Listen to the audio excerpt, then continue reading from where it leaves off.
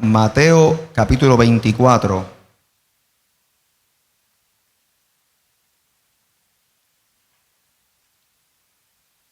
Los versos 34 y 35. Deben el nombre del Padre, del Hijo y del Espíritu Santo. De cierto os digo que no pasará esta generación hasta que todo esto acontezca. El cielo y la tierra pasarán, pero mis palabras no pasarán. El cielo y la tierra pasarán, pero mis palabras no pasarán. Lo repetimos.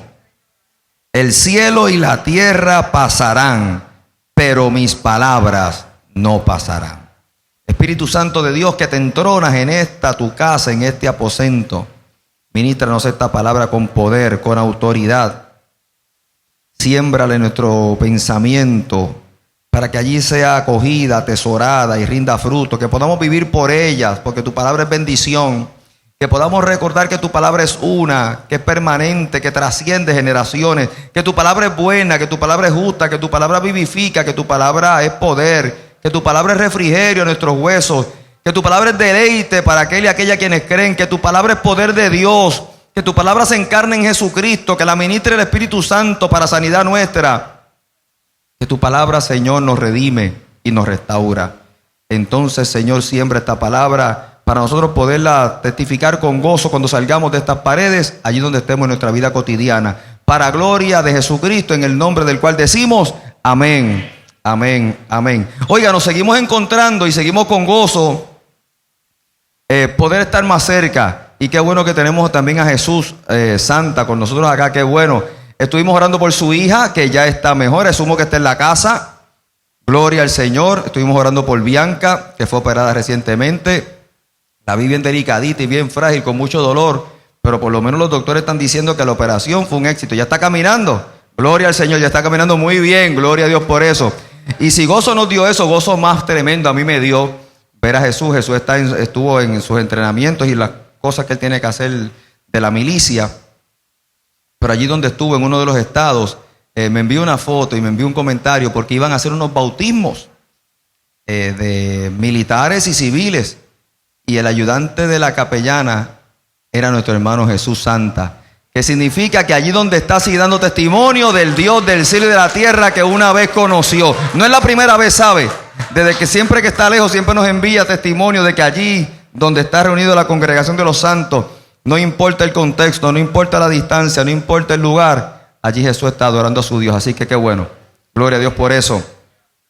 Mis hermanos queridos, vamos a hablar del otro evangelio. El otro evangelio. Mire, compartía yo recientemente con un hombre que amo mucho, con un amigo pastor,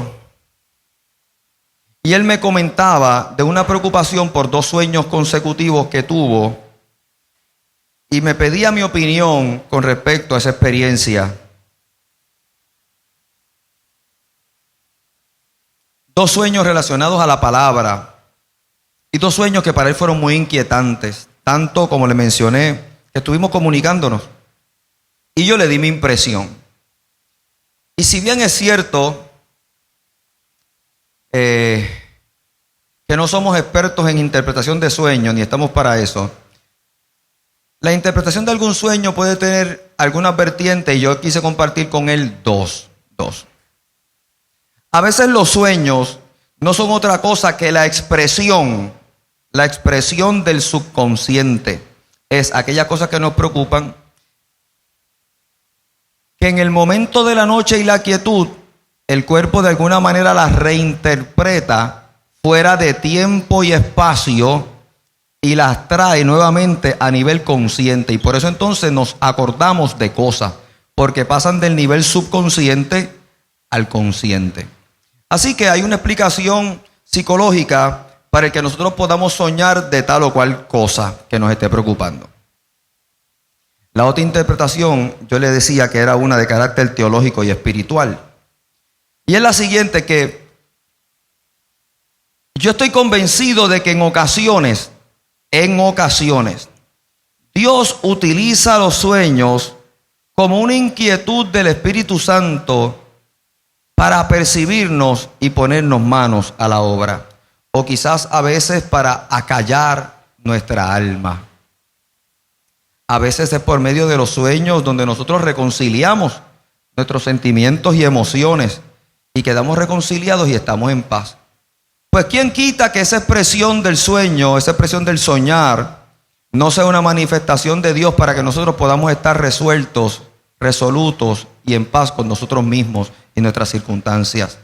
Ahora, yo le decía a este compañero, porque el contexto del sueño tenía que ver con una mala interpretación de la palabra, con palabras que eran leídas y jóvenes que estaban abandonando la palabra. Gracias Santito. Y yo le decía mi impresión es que estamos en una generación, y esto yo lo he compartido hace algunas semanas, estamos en una generación, estamos en unos tiempos donde la orden del día es el acceso a la información. Es la informática.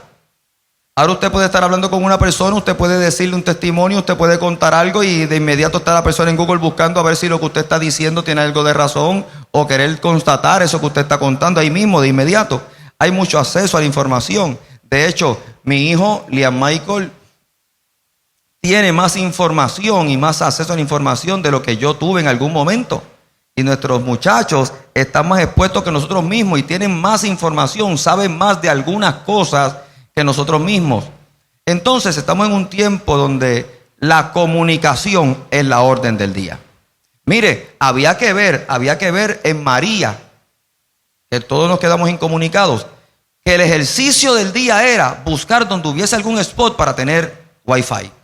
¿Se acuerdan? Porque estábamos incomunicados. Y no solamente para hacer las comunicaciones pertinentes de emergencia, sino para hacer también las impertinentes donde no tenía que ver con la emergencia, pero necesitábamos de alguna manera satisfacer la cosa esta de falta de información. Entonces tenemos una generación particularmente joven que está muy expuesto a noticias, a comunicaciones, a retos. Y nosotros tenemos que ser custodios de la generación que está detrás de nosotros, porque en medio de ese caudal, en medio de ese torrente de comunicación, tiene que haber una constante, consistente, persistente, duradera y trascendental, que tiene que ser acerca del conocimiento de Dios. Porque es el fundamento de nuestra fe, porque es el fundamento de nuestra vida misma.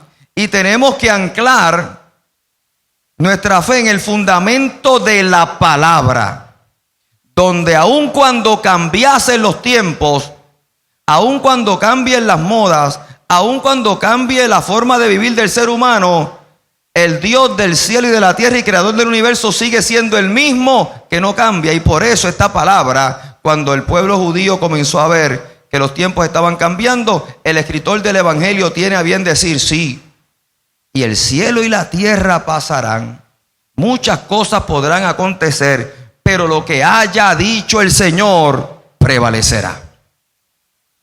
De ahí que el dicho que acostumbro compartir con ustedes: lo que Dios dice es y será y prevalecerá por encima de cualquier otra cosa. Podrán cambiar los tiempos, pero la palabra del Señor no. Y si Dios lo dice, es y será. Y será una palabra eficaz. Pero será eficaz para el que pueda vivir esa palabra. Para el que pueda no solamente ser oidor de la misma, sino hacedor de ella. Porque en eso radica nuestra bendición. La palabra que se cumple es la palabra que se ejecuta, la palabra que se vive. Entonces, tenemos que regresar a nuestros fundamentos bíblicos, porque allí está nuestra fe. Tenemos que regresar nosotros para poder compartir una palabra que no esté adulterada. Para que cuando compartamos alguna palabra con alguien, sea una palabra certera, no lo que nos parece, no lo que según entendimos algún día, sino una palabra certera. Y es importante también regresar a los fundamentos para que dentro del caudal de información que está recibiendo esta nueva generación, tengan una información certera, que se hable del evangelio, que se trate de Jesucristo. Mire, yo compartía en el estudio bíblico del martes pasado, que en una asamblea de las iglesias bautistas de Puerto Rico, lleno a capacidad de aquella asamblea, yo recuerdo que fue este alcalde del pueblo muy querido, fue a entregar una proclama a la comunidad bautista a causa de la asamblea. Y dice muy eufórico, y lo tomo por bueno, ¿verdad? Y por un acto genuino, muy eufórico de estar allí. Entonces él decía con mucha emoción, cuando uno los ve y ve tantos pastores y ve el pueblo de Dios, a uno le dan ganas hasta de predicar. Y lo dice así muy efusivamente, con ese tono. Conmigo estaba Ezequiel Coriano, nuestro hermano Ezequiel. Y entonces a renglón seguido comienza a decir algunas cosas, se entusiasmó con lo que estaba diciendo y usa la frase de, por como te dice el Señor en la Biblia, ayúdate que yo te ayudaré. Y todo el mundo se comenzó a reír. Ezequiel estaba conmigo. Ezequiel le estuvo eso malo, pero como si le hubiesen hecho una ofensa. Ezequiel comenzó a decirme, mira, para esto, usted conoce a Ezequiel. Pero la gente comenzó a reírse. Entonces él no se dio cuenta de lo que había hecho y siguió entusiasmado siguiendo algunas cosas como que, oye, la pegué, le gustó a esta gente la palabra, ¿eh? Y no se estaba percatando de que lo que acababa de decir no era bíblico. La preocupación es esta. ¿Dónde lo escuchó? ¿Dónde escuchó lo que dijo? En otro sitio, pero no fue en la Biblia. Pero lo que escuchó, escuche bien lo que le voy a decir, tiene que seguirme el tracto. Lo que escuchó le pareció bien. Como lo que escuchó le pareció bien, pudo asumir que vendría de la Biblia, pero está repitiendo. Es decir, nunca lo leyó. Yo sé que nunca lo leyó porque no está en la Biblia. Pero lo que le dijeron le pareció bien y lo comenzó a repetir. Pero cuando la gente comienza a escuchar cosas, aún cosas de Dios, que le parecen bien y se las echan al sistema y comienzan a repetirla, puede que terminen viviendo y predicando otro evangelio,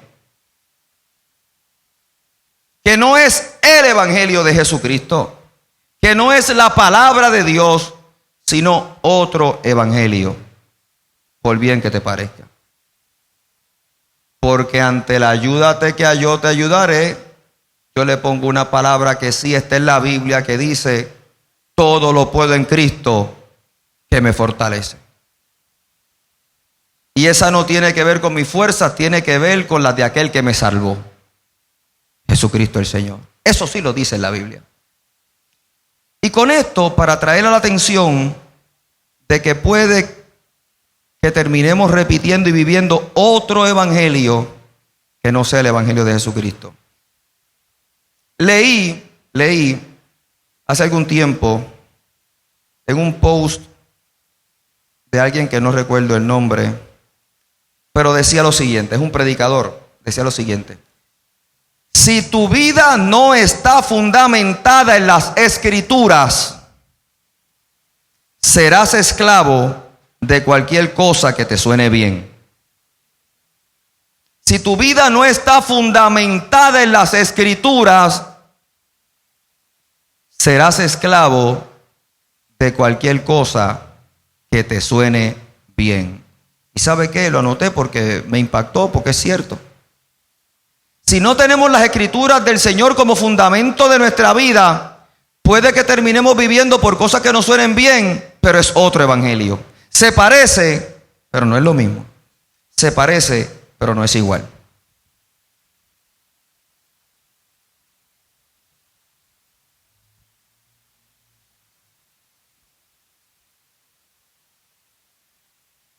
Mire, mis hermanos queridos, mi gran preocupación, y comentaba yo con este pastor que les comenté al principio, y la preocupación que él me compartía era la siguiente. Yo le decía, estamos corriendo un riesgo generacional de que la palabra del Señor sea adulterada y haya una generación que estén impuestos a escuchar cosas de Dios, pero si dejamos la palabra de lado, puede que tengan entonces como regla de vida lo que hayan escuchado y no lo que dice la Escritura. Y puede que tengamos una generación de niños y jóvenes desviados del fundamento bíblico. Y nuestra bendición está en la Escritura.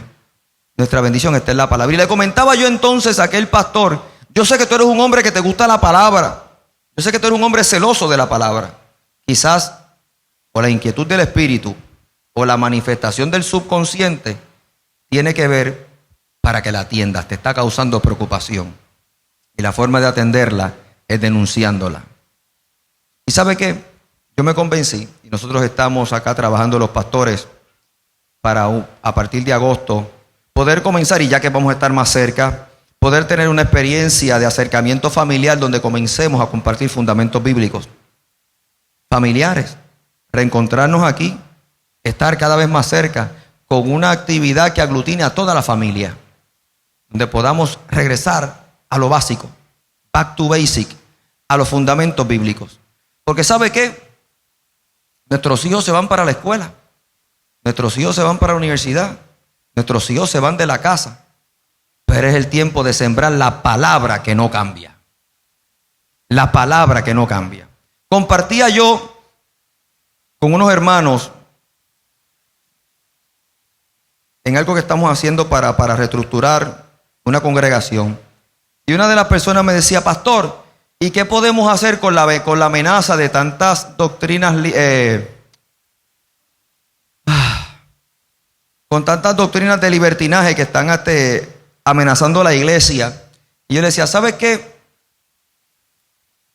No puedes contrarrestar ninguna doctrina de libertinaje que esté por ahí rondando y que amenace a la iglesia, si no es por una estrategia que sea retornar y fortalecer los fundamentos bíblicos. Porque no podemos estar respondiendo a cuanta nueva teología o nueva doctrina comience a surgir que amenace a la iglesia. Tenemos que seguir haciendo hincapié y seguir solidificando los fundamentos de nuestra fe. Para que no importa lo que podamos escuchar y ver, y no importa las nuevas tendencias, nuestra generación y la generación de mis hijos y la de mis nietos esté fortalecida en la palabra que hasta aquí ha sido buena y que no cambia, aunque cambien los tiempos, porque proviene de la boca del Señor. Entonces la estrategia no es atacar cualquier nueva doctrina que aparezca. La estrategia siempre tiene que ser robustecer el fundamento. Entonces tenemos que regresar a ellos. El riesgo que siempre que encontremos algo parecido a lo que nos hayan enseñado, lo recibamos, lo creamos, lo repitamos y terminemos viviendo otro evangelio. Pero la solución es volver a los fundamentos bíblicos, solidificarnos en la palabra. Mire, mis hermanos queridos, porque la palabra es el andamio de nuestra fe. La palabra es la zapata, la palabra es la columna, la palabra son las vigas. Mire, usted sabe que en las construcciones, cuando usted va a tumbar una pared, hay que consultar a alguien, porque la pared que a usted le parece bien tumbar, si es una pared de apoyo, usted está debilitando la estructura. Porque hay paredes que son paredes de apoyo. ¿Por qué? Porque en ella hay una viga, hay una columna, sirve para aguantar el resto de la estructura. Y usted puede hacer cosas con otras paredes, pero no con esa, porque la debilita, porque pone en riesgo la estructura del edificio. Y la palabra es para el creyente eso que vino del corazón de Dios para nuestro bienestar. Déjeme decirle algo. La palabra, la Biblia, las Escrituras son el custodio de la iglesia y del creyente. No es la iglesia y los creyentes el custodio de la palabra. ¿Entendió? La palabra nos ha sido dada porque es el custodio, es la palabra quien garantiza el bienestar de la iglesia y del creyente. No es el creyente ni la iglesia quien garantiza lo que quiera decir la Escritura. Es la Escritura la que garantiza el bienestar de la iglesia y del creyente. Por eso la Biblia custodia a la iglesia, no la iglesia custodia a la Biblia. No sea que la iglesia comience a decir cosas que no están acá. Pero si la iglesia vive por lo que dice aquí, estaremos bien y estaremos en bendición. Las iglesias bautistas surgen de una manera muy particular. Y a mí me encanta la historia de las iglesias bautistas. Y soy bautista, entre otras cosas, por convicción. Porque creo en los principios que la formaron. Yo estoy altamente convencido y comprometido con los principios que modelan las iglesias bautistas alrededor del mundo. Particularmente las del norte, a la que pertenecemos nosotros, American Baptist Churches. Porque hay otras iglesias bautistas. Pero entre otras cosas, las iglesias bautistas o el grupo conocido como bautistas y del cual posteriormente salimos nosotros se forma de hermanitos y hermanitos y hermanitas allá por Holanda que con celo por la palabra de Dios comienzan a reunirse para escudriñar la escritura. No fue a dar cultos, no fue a cantar, no fue a aplaudir. Eran hermanitos y hermanitas que queriendo adorar a Dios comenzaron a compartir la palabra, la escritura, a estudiarla, a escudriñarla. Y se percatan en ese ejercicio que las prácticas de la iglesia, en aquel momento la iglesia anglicana, se alejaban de lo que la palabra decía. Se alejaban en la prédica y se alejaban en la práctica de lo que decía la palabra. Entonces estos hermanitos dijeron, no, espera. Nosotros por mucho tiempo hemos dicho estas cosas, las hemos repetido, las vivimos y las testificamos, pero cuando vamos a la palabra nos damos cuenta que esa práctica no es lo que dice aquí. Que eso que decimos tampoco lo dice aquí. Aquí lo que dice es otra cosa. Y comienzan entonces con celo por la palabra a establecer una conducta que modelara los valores bíblicos. Y la iglesia los expulsó. La iglesia anglicana los expulsó en Holanda. Para el siglo XVII. Los expulsó. Pero si lo que hacían eran buscar los fundamentos de fe. Pero cuando se dieron cuenta que los fundamentos de la fe estaban en contra de la práctica y la predicación de la iglesia lo hizo más fácil, pues salió de ellos. Y en aquel momento se hicieron llamar a sí mismos, pues nosotros vamos a ser el pueblo del libro. Porque no, la única norma, la única caña, la única regla para medir la fe y la conducta del ser humano está en las escrituras del pueblo de Israel. Esta es la Biblia. Ese será nuestro único código de fe y conducta. ¿Y sabe qué? Alrededor del mundo, desde ese tiempo hasta el día de hoy, los bautistas somos conocidos como el pueblo del libro. El pueblo del libro. No es el pueblo de la música, no es el pueblo de la alabanza, no es el pueblo del ayuno, no es el pueblo del libro. El pueblo del libro. Porque viven por el libro, porque tienen sed por el libro, que es la palabra del Señor.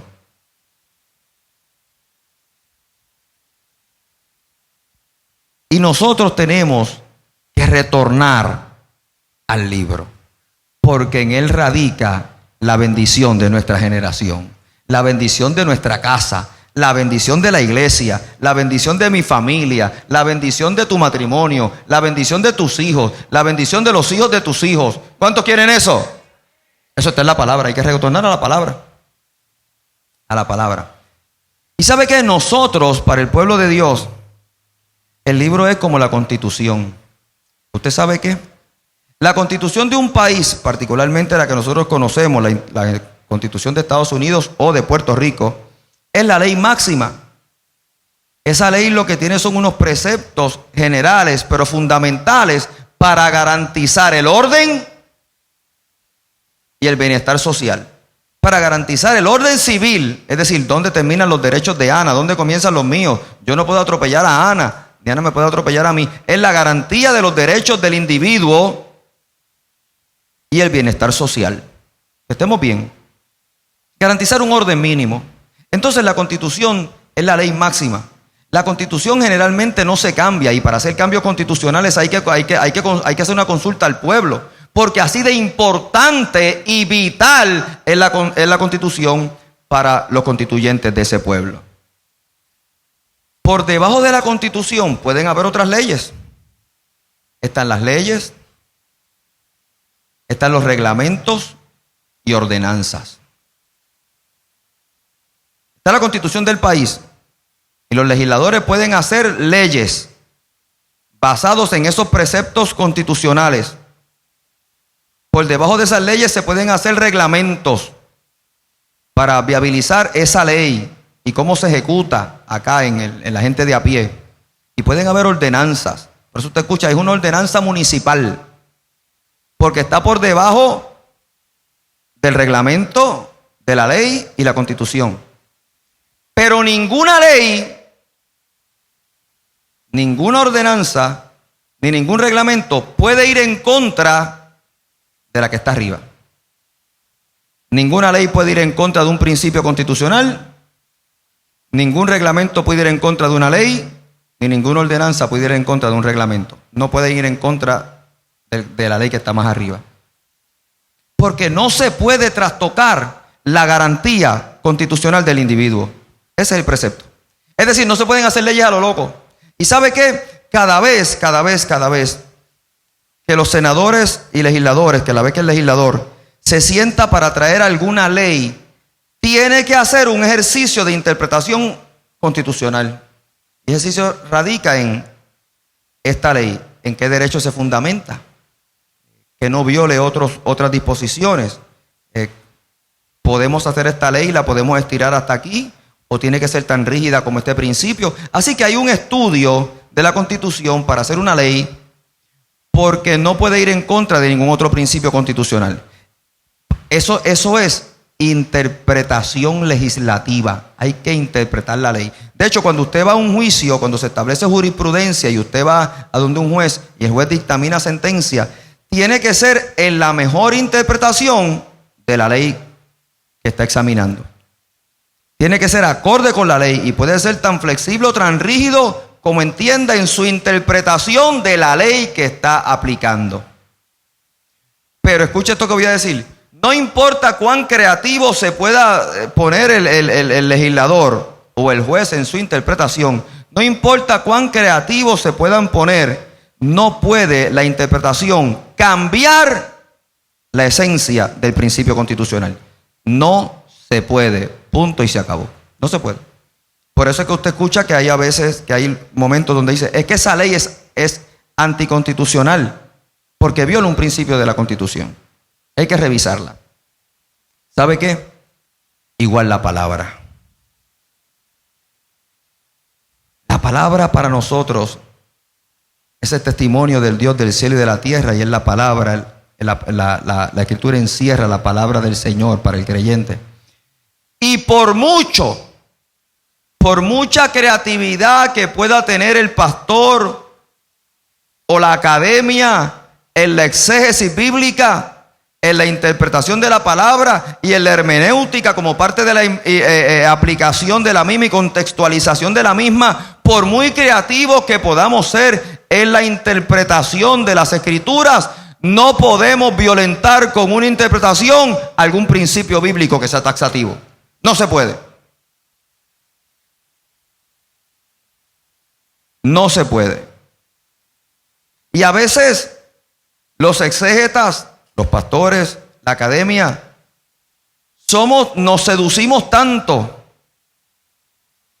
primero por la necesidad de la interpretación, por la conciencia de acercarnos mejor al texto, para traer la mejor interpretación que podamos entender para la enseñanza a nuestro pueblo, pero otras veces meramente por el glamour de lo que es hacer el ejercicio bíblico e intelectual de estas nuevas interpretaciones, que nos corremos el riesgo de comenzar con una interpretación a trastocar la Escritura. a trastocar la Escritura. A trastocar la Escritura. Y como dije ahorita, si bien es cierto que tenemos que retornar a los fundamentos bíblicos para que nuestros muchachos y la próxima generación tenga un fundamento escritural de una palabra buena, también es necesario nosotros volver a la Escritura para que lo que vayamos a enseñar, lo enseñemos como está en la Escritura. Y no sea una interpretación nuestra o de alguien que nos suene bien, pero que terminemos desvirtuando lo que la palabra dice en sí misma. Tenemos que retornar a ella, porque es nuestra bendición. Mire,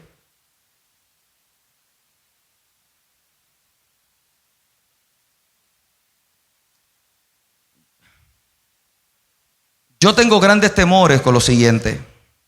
Se acercan tiempos donde las diferentes tendencias de la iglesia están alejando al pueblo en su interpretación bíblica de los principios escriturales.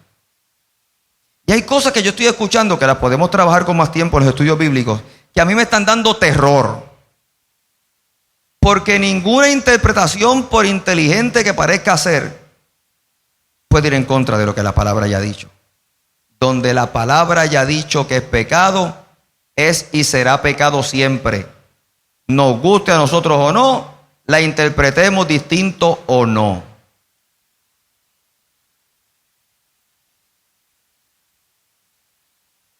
Pero nosotros estamos haciendo muchos ejercicios de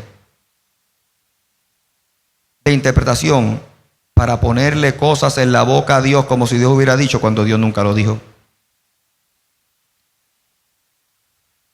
Yo escucho a alguna persona muy entusiasmada con decir, amor es amor, love is love. Love is love. Y si bien es cierto que amor es amor y el amor de Dios es incondicional para el ser humano, y dije incondicional, no es menos cierto que no es negociable cómo es la expresión de ese amor.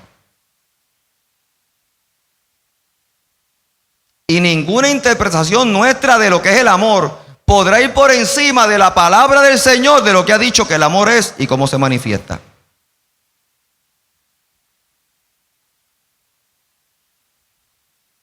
Y ya mismo lo vamos a ver en la Escritura. Mire, nosotros utilizamos el martes pasado como parte del estudio bíblico las enseñanzas del Salmo 119. El Salmo 119 es el salmo más largo y es también la porción de la Escritura con más con más versículos. Y decíamos que el Salmo 119 es tan largo por una razón. Porque es un acróstico que utiliza todas las letras del abecedario hebreo. Es como decir que usa todas las letras desde la A hasta la Z. Pues en el abecedario hebreo es desde la Aleph hasta la letra Tau. Desde la primera letra hasta la última. Entonces, el alfabeto hebreo tiene 22 letras. Y el Salmo 119 es tan largo porque utiliza cada letra, cada porción comienza con una letra, con esa letra del abecedario, y tiene 22 versos. Así que son 22 porciones de 22 versos.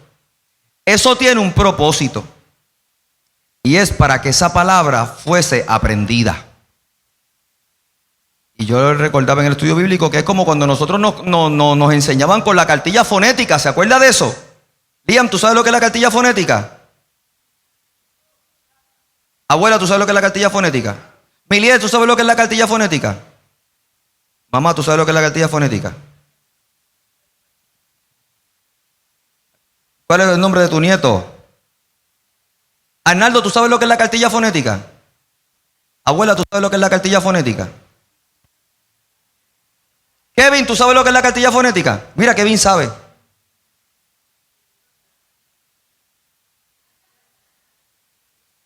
La cartilla fonética eran aquellos primeros, ¿verdad?, documentos para que los niños comenzaran a aprender las vocales y cosas, números y las cosas. Pero la profesora, tal parece que era parte del currículo, le enseñaban una canción para que enseñaran parte de las cosas que estaban ahí. Y todo el mundo cantaba la misma canción en las diferentes escuelas. Tal parece que los maestros tenían que aprendérsela porque parte del proceso de enseñanza y aprendizaje en esos primeros grados para el niño, pues era fácil la memorización por medio de alguna canción. Y funcionaba. Entonces, la cartilla fonética lo que traían eran los fundamentos básicos de las vocales, de los colores, de los números, para que los niños como nosotros, que no éramos tan aventajados como ustedes, pudiéramos aprendérnosla. Entonces, era por repetición. Y había que establecer una estrategia para aprender. Y el Salmo 119 está diseñado como una estrategia de 22 porciones de 22 versos en un acróstico que comienza con cada una de las letras del alfabeto hebreo. Por eso es tan largo. Pero yo les enseñé a la iglesia el martes pasado, leyendo los primeros 2 versos de cada una de esas porciones, podía leer más, que todo el Salmo 119 es una oda a la palabra del Señor, a la Escritura. Lámpara es a mis pies tu palabra y lumbrera mi camino. Y con usted leer los primeros 2 versos de cada porción, usted va a ver que es una exaltación a la palabra. Así que el Salmo 119, que es el más largo, diseñado para ser aprendido por los niños, lo que está enseñando a los niños es la importancia de la Escritura, la importancia de la palabra del Dios del cielo y de la tierra. Que aunque se le olviden otras cosas, no se le olvide la palabra del Señor. Y cuán deleitosa es la palabra que sana, la palabra que restaura, la palabra que amonesta, la palabra que es fiel. El salmista le dice, mira, yo esperaré en tu palabra. Yo estoy en angustia, pero espero en el cumplimiento de tu palabra. El salmista le dice a Dios, mira, yo estoy en desesperación, pero yo estoy esperando tu justicia conmigo conforme los dichos de tu boca. Es decir, está sustentándose en la palabra, en el bienestar de la misma. Que cuando está triste y lloroso dice, pero tu palabra me consuela. Pero tu palabra es consuelo. Que cuando está en desesperación y en oprobio dice, pero tu palabra me hará justicia y tú te encargarás de mis enemigos porque lo has dicho en tu palabra. Entonces, es la necesidad de la palabra para el creyente. Pero hay que ir a la palabra. A la palabra. Entonces, ¿sabe que una media verdad es peor que una mentira? Usted sabía eso, o por lo menos lo ha escuchado. Que una media verdad es peor que una mentira. Porque cuando usted dice algo descabellado, yo puedo sospechar que es mentira y no te creo. Eso es mentira. Embuste. No, señor. Eso no pasó así. Yo estaba allí, eso no pasó así. Cuando yo sé que algo que tú me estás diciendo es descabellado, o yo tengo el dato de que no es así, yo te puedo tildar de mentiroso y decir eso no es así. Y no me afecta. Eso no es así. Pero una media verdad siempre es más destructiva que una mentira, porque la fuerza de una media verdad radica en la parte de verdad que contenga. Si yo te puedo decir parte de una verdad que tú conoces juntamente con una mentira, porque sabes que te estoy diciendo parte de la verdad, me vas a creer lo otro. Y se mete en el corazón. Y se mete en el corazón. Y me suena bien. Porque lo que me dijo es verdad.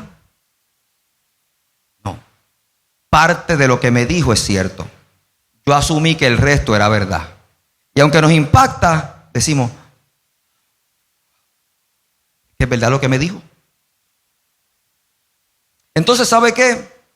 Que una estratagema del enemigo para echar una generación a perder y pierda la bendición que radica en la Escritura es dejarnos una media verdad. Dejarnos saber cosas que están en la Escritura o que se parece a lo que está en la Escritura, aunque el resto no sea cierto.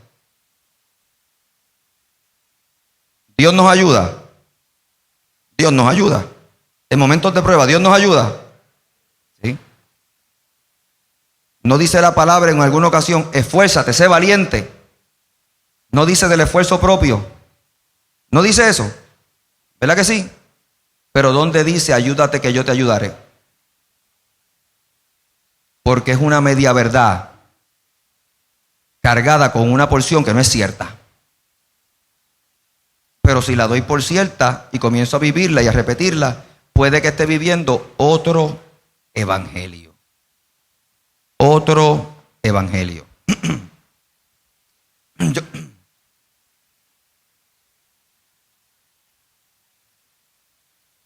Yo les digo a algunos compañeros, y a mí me encanta la interpretación bíblica y me gusta el ejercicio de crítica literaria, y la exégesis, y la hermenéutica y todo eso. A mí eso me encanta, me fascina, me emociona.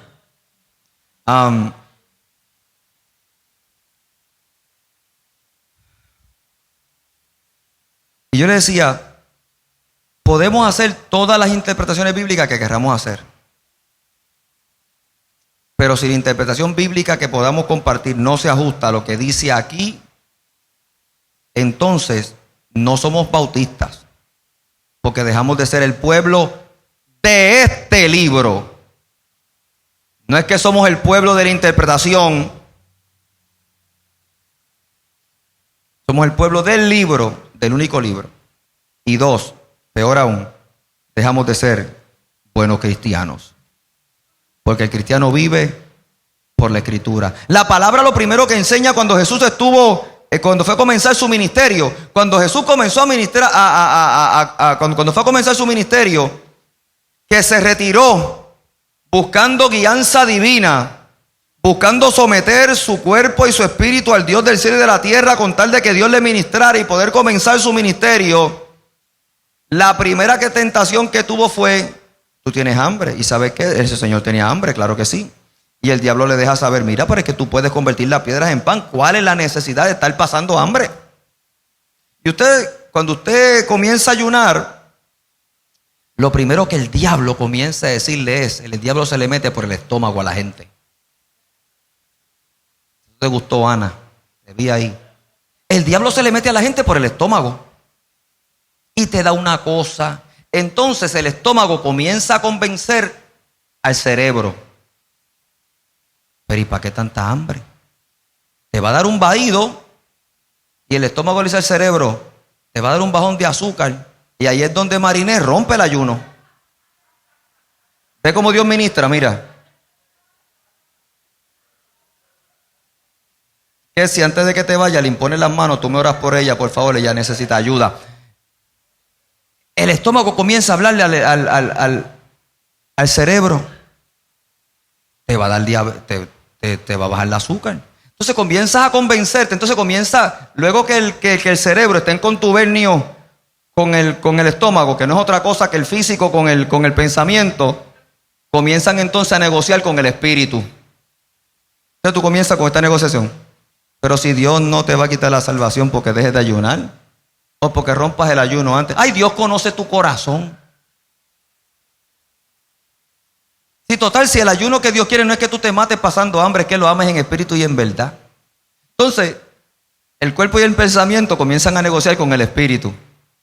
Pero entonces el Señor, cuando tuvo hambre en aquella primera administración, se dice a sí mismo, le dice al cerebro, le dice al estómago y le dice al diablo: que no solo de pan puede vivir el hombre, yo tengo que también aprender a someterme a Dios. El hombre comienza a vivir ¿de qué? ¿Qué es fundamental? Lo que sale de la boca de Dios. Y eso está aquí. ¿Usted cree eso? Pues eso está ahí. El sostenimiento del ser humano, la bendición del ser humano y la vida del ser humano está bendecida con la palabra que está aquí escrita. No puede ser lo contrario. Así que tenemos que regresar al libro. Y por eso el Señor nos dice: el cielo y la tierra pasarán, mas su palabra no pasará. Mire, mis hermanos queridos, algunos fundamentos. ¿Qué nos condena? Vaya a 1 Corintios 6. 1 Corintios 6. Versos 9 y 10.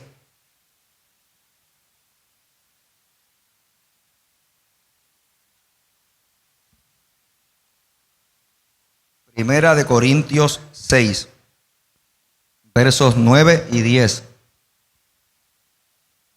¿No sabéis que los injustos no heredarán el reino de Dios? No erréis, ni los fornicarios, ni los idólatras, ni los adúlteros, ni los afeminados, ni los que se echan con varones, ni los ladrones, ni los avaros, ni los borrachos, ni los maledicientes, ni los estafadores heredarán el reino de Dios. ¿Sabe dónde dice eso? En la Escritura, aquí, mire, está aquí. En el libro, en la única caña, en el único código de fe y conducta para un pueblo como el pueblo bautista, pero también para el pueblo de creyentes en Jesucristo. Eso lo dice ahí. El que quiera alguna interpretación tan genial que invalide una de esas cosas, necesita otro libro y está viviendo otro evangelio. Pero el que quiera heredar el reino de Dios, dice allí, ¿no sabéis que los injustos no heredarán el reino de Dios? Que los injustos. Oiga, ¿sabe qué es lo primero que tiene que buscar el creyente? Que nos dice la palabra, que está en la palabra. ¿Sabe qué es lo primero que tiene que ser la motivación del creyente cuando busca a Dios? ¿Buscar qué? El reino de Dios juntamente con su qué, con su justicia. Lo demás es añadidura. El fundamento, el reino de Dios y su justicia, la pared de apoyo, la columna, la viga. Lo demás son añadiduras. Lo demás lo podemos negociar y lo puedes romper y qué sé yo qué. Pero esa pared no se puede tocar. Esa columna no se puede prescindir. Esa viga no, se cae la estructura. Por eso entonces dice, ¿tú sabías que los injustos no heredarán el reino de Dios? Pero hay que practicar la justicia divina, no la justicia humana. La justicia humana es como a mí me parece bien. La justicia humana le llega a decir aquí a la gente, ojo por ojo y diente por diente, porque la justicia humana a mí me parece bien, y si me parece bien, puede que yo sea esclavo de esa palabra, pero ese no es el evangelio. Allá Gisela me hizo algo y es natural que yo le pueda hacer algo a ella, y si ella me hizo algo a mí, pues que aguante, y estamos even, y estamos igual. Eso es justicia carnal acá, ¿no? Pero cuando el Señor fue contra eso, dijo, no, espera. Te puede parecer justo, te puede parecer bien, pero cuando alguien te dé la mejilla, ponle la otra. Es decir, no es que seas tonto, no es que seas bobo o cualquier otro adjetivo que te parezca bien. No, es que hay una nueva manera de hacer las cosas a la manera de Dios, que no es como el mundo dice, que puede parecer bien, pero que Dios tiene otra manera de hacer las cosas. Y al que te pida una capa, una túnica, dale también la capa. Es decir, sé facilitador, sé un dador, porque lo que tú des bendice al otro. Es decir, Dios tiene nuevas maneras de hacer las cosas, y eso está en este evangelio. Por eso tenemos que aprender a buscar la justicia de Dios, cómo se vive en el reino de Dios. Porque a veces nosotros tenemos sentidos de justicia que nos parecen bien, pero pueden que sea otro evangelio. Otro evangelio. ¿Les parece? Dice que los injustos no heredarán el reino. Eso yo quisiera que no lo dijera ahí, pero lo dice. Entonces dice, no erréis, es decir, no fallen, no se confundan, ni los fornicarios. Pero Dios sabe, Dios entiende. ¿Qué Dios entiende qué? Tu fornicación, tu necesidad, tu soledad, como tú te encuentras, que Dios le entiende. No, dice que los fornicarios no lo heredan, ni los idólatras, los que creen en otras cosas que no sea en Dios, en Cristo Jesús. Eso lo dice aquí. Digo, usted puede vivir por otro código, no hay problema. Usted puede vivir por otro código que sea otro, pero entonces no es este libro. Y entonces no es este evangelio. Mientras nosotros como iglesia digamos que vivimos por este libro, es por este código y con la creencia en este Dios. Si usted es tan creativo como para pensar otra cosa que vaya en contra de eso, pues no hay problema. Usted necesita otro libro y otro código. Mientras sea este es el fundamento de la fe de los creyentes. Ni los adúlteros.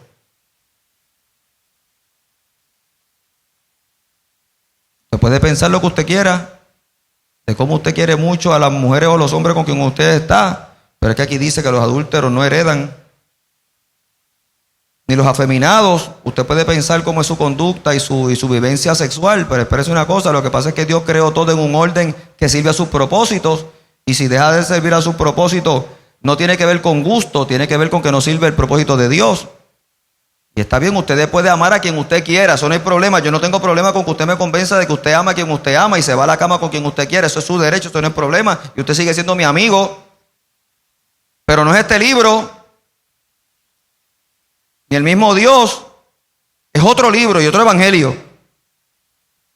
No intentemos convencer al otro de lo que no dice ahí, porque amor es amor, amor es amor, y el amor de Dios es incondicional. Y yo le puedo manifestar amor a cualquier persona. Yo tengo amigos de diferentes tipos, con diferentes cosas, como me tienen de amigos a mí, y los respeto y los amo. Pero a la hora de vivir el evangelio es este evangelio con este libro. Y en él está mi bendición. Ni los que se echan con varones, ni los ladrones. Porque no todo es sexualidad. Los pecados no son todos sexuales. Y la gente tiene una obsesión con la sexualidad increíble y fuera de toda proporción. Los ladrones no heredan, porque va contra el prójimo, porque va contra la dignidad y el bienestar del otro. Ni los avaros. Usted puede querer tener y aspirar a tener cosas, claro que sí. Esa es una motivación de la persona, pero tiene que tener propósito. Pero el avaro quiere por querer, y donde ve que el otro tiene, lo corroe la envidia, porque quiere para sí. El avaro no se conforma con lo que tiene que quitarle al otro de lo que tiene, o acapara todo para sí. El que quiere tener, pero ve en el otro el prójimo, sabe compartir. El avaro lo quiere todo para él, porque perdió todo propósito. Entonces a mí me importa poco lo que le esté pasando a Maricusa, después que yo tenga, y si comparto se me acaba. Pero la palabra entonces enseña una cosa que al avaro lo hace tirarse por un puente, que mejor es dar que recibir, que hay una bendición en dar.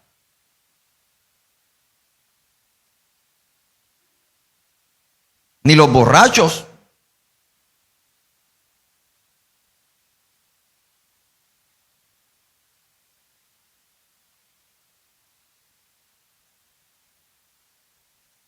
Estoy contando a los borrachos.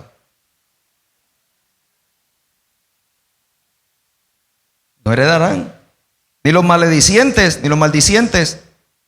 Porque palabras, uno dice, bueno, pero es que las palabras son palabras.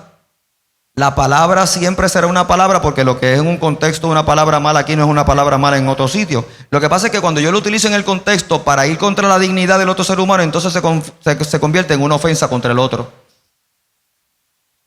¿Se da cuenta?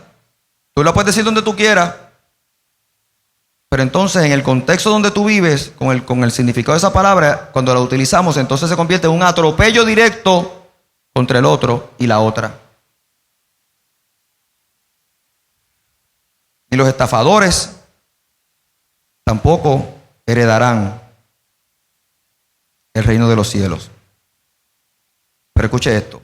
Y si esto erais algunos, si algunos de nosotros éramos estas cosas, pues no hay problema, porque ya habéis sido lavados.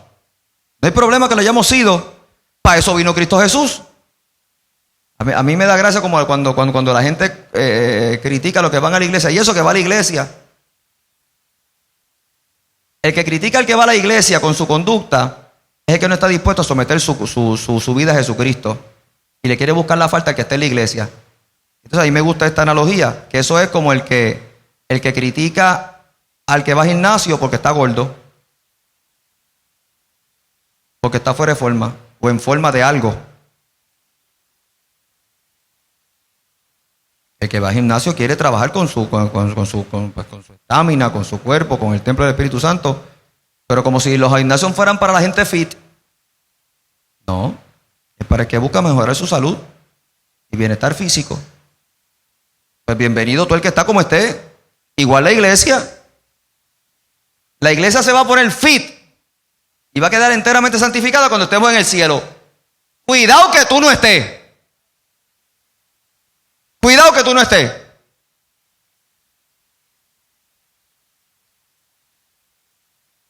Entonces dice, si algunos eran estas cosas, pues mire, el problema fue resuelto porque fuimos lavados. Ya habéis sido santificados. Habéis sido justificados en el nombre del Señor Jesús y por el Espíritu de nuestro Dios. Ahí la respuesta. Por eso la palabra es importante. Porque cuando venga algún insípido a quererte mencionar tu pecado, tú puedes decir, yo era todo eso. Claro que sí lo era. Pero fui justificado por medio de Cristo Jesús y por su sangre.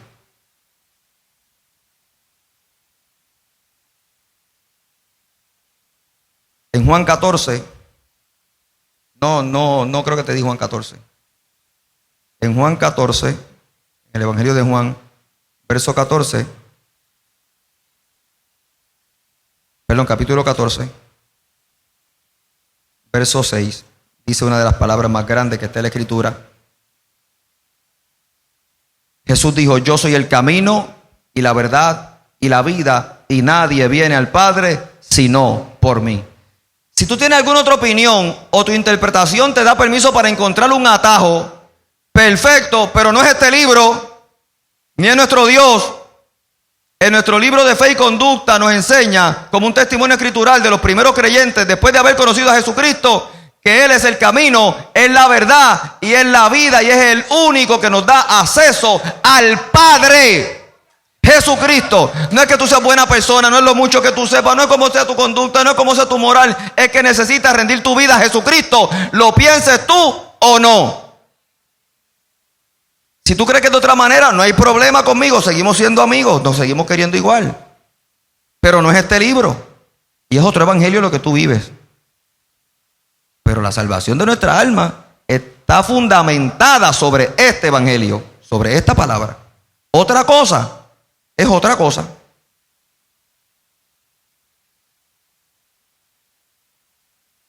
Romanos 3,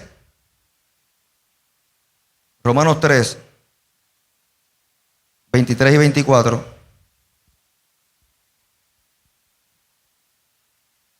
Por cuanto todos pecaron y están destituidos de la gloria de Dios, siendo justificados gratuitamente por su gracia mediante la redención que es en Jesucristo, que es en Cristo Jesús.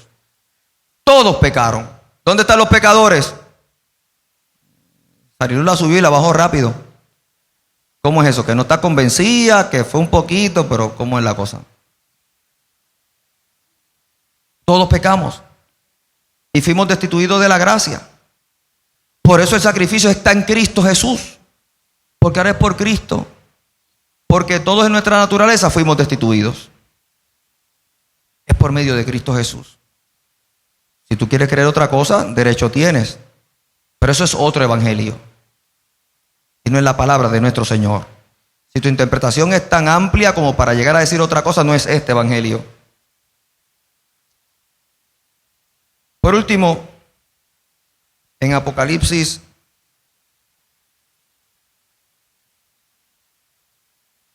Sari, te di por ahí el texto de Apocalipsis.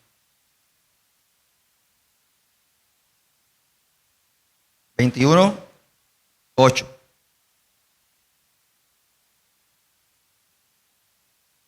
Apocalipsis 21:8.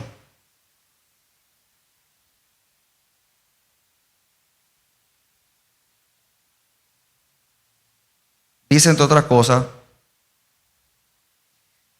a partir del 7 dice, el que venciere heredará todas las cosas. Escuche esto.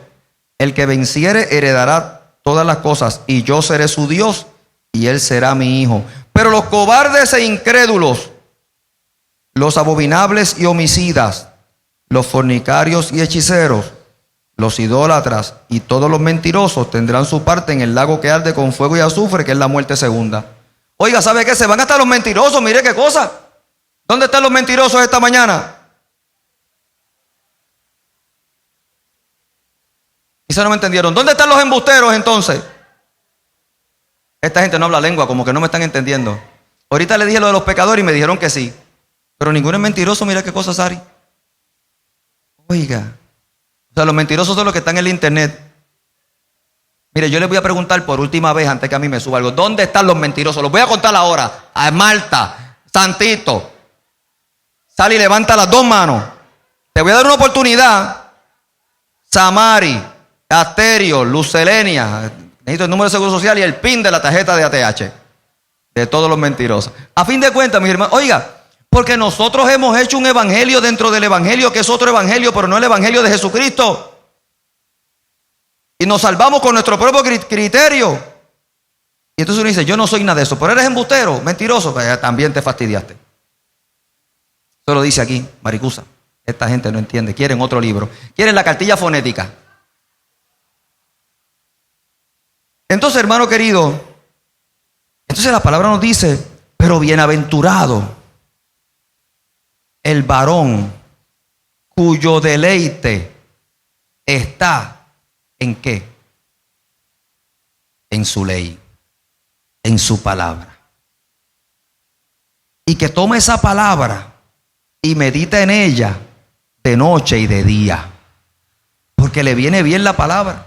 Por eso el predicador decía que la palabra del Señor es para él, mire, refrigerio para sus huesos.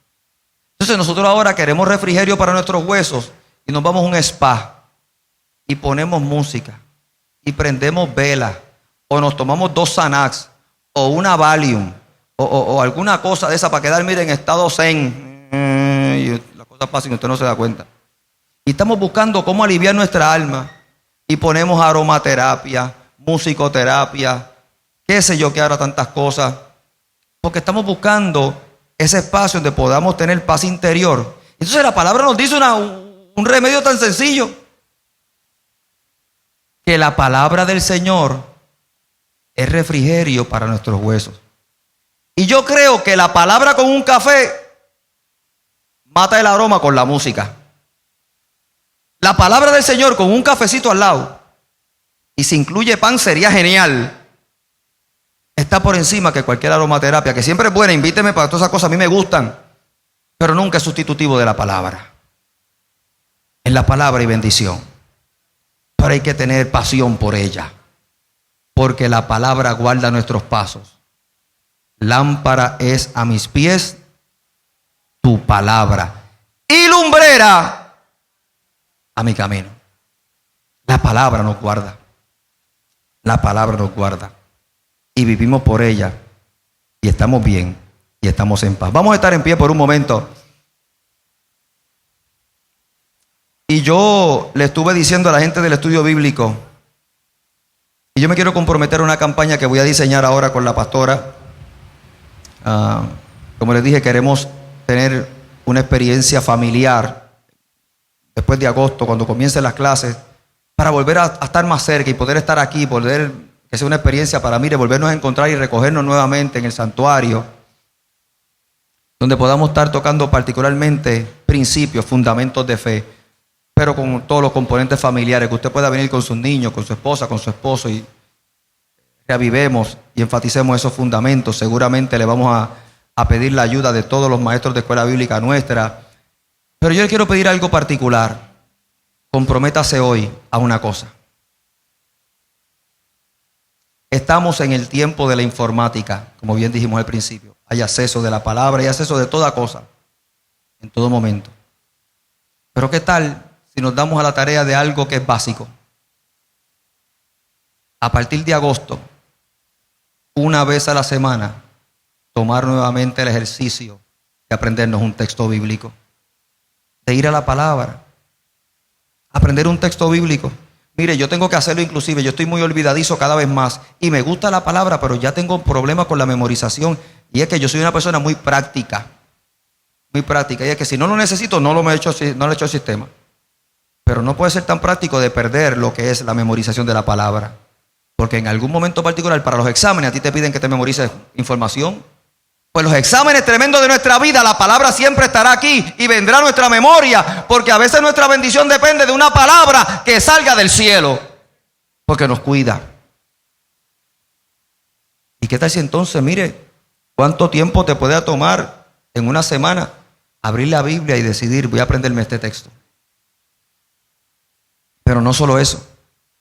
Si usted tiene niños o jóvenes, invítelo. Este va a ser el texto de esta semana. Yo lo voy a hacer con Liam Michael y con Mayra y con Miliet. Este va a ser el texto de esta semana. Porque ellos van a tener muchas asignaturas y muchas cosas que hacer. Pero la palabra siempre será fundamental. Porque ¿sabe qué? Algún día el cielo y la tierra pasarán.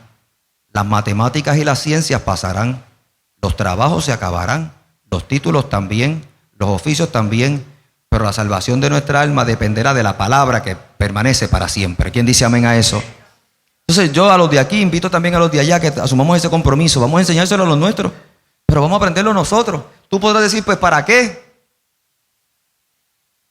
Mi pregunta es, ¿por qué no? ¿Qué te lo impide? ¿Tu opinión?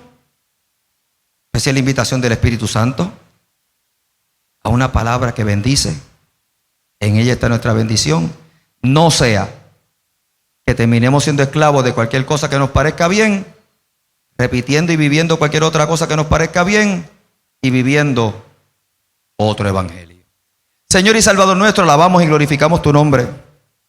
Y nos ponemos de acuerdo como pueblo cristiano, como pueblo que te sirve, como pueblo que te adora, pero también como pueblo del libro, que entendemos el valor incalculable, inmesurable de las Escrituras, porque a fin de cuentas encierran el testimonio de un Dios que se ha querido revelar como un Dios bueno por medio de un pueblo.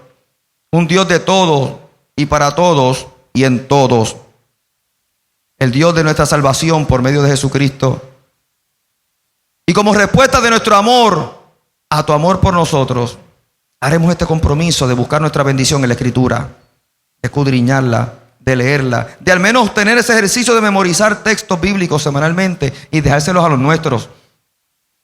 Porque el tiempo apremia, porque estamos saturados de mucha información, pero la información vital para el ser humano radica en lo que proviene de la boca de Dios. Ese es el testimonio que aprendimos por medio de Jesucristo, y como Cristo así queremos hacer nosotros también, para gloria de tu nombre y bendición de nuestra casa, porque tu palabra bendice y hay bendición en la obediencia. Entonces, Señor, ministranos y que sea una experiencia de gozo y de bienestar para los de aquí y los que están allá a la distancia. En el nombre de Jesús. Amén. Amén. Amén.